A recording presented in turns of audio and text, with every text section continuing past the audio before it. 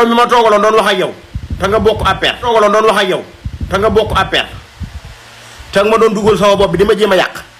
naan ma Sonko booy xool nit ñi bañ nañ ko ba pare kenn bëggatu ko ngir bëgg ma bañ Sonko ba ma doon waaj a en Sonko la nga doon dugal sama bopp bi si permis wu na de dañ na laa la wax pour muy leer Sonko nit ñu bëri ñu ko nit ñu bëgg nañ ko ba tey laa wax nit ñu bëgg nañ ko ba tey barke Serigne Saliou Mbacké Dakar Arena ji gis nga ko duyee ba muy bóot da koo duy ba muy bóot laa la wax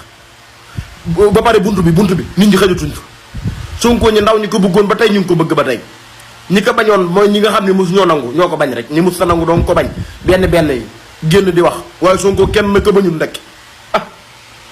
bëgg a yàq sama bopp bi fi mu ne nii bëgg ma génn ci naan Sonko bañ yàq Sonko bu yàllaa ko defar de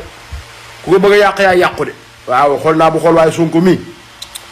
taal bu yàlla taal la boobu ñu sànni ci mat rek moo gën de bu koy jéem a bañ jaañ ci sonn rek heure boo xëyee gis résultat yu ko yàlla tegal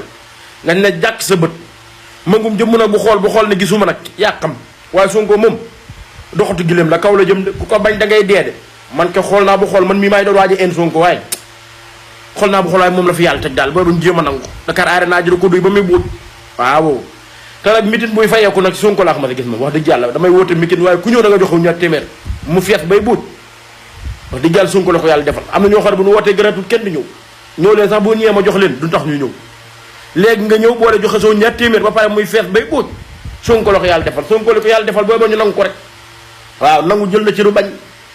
bu ko bañ tamit yaay dee rek waaw man maa ngi jéem a force sama bopp daal jéem a nangul Sonko daal bugguma ko nag waaye ma jéem koo nangul rek te yàlla tax waaw te xam ne bu ma nangul maa ci sonn rek jëlee ci xol bi métti ma doxa ca gaañu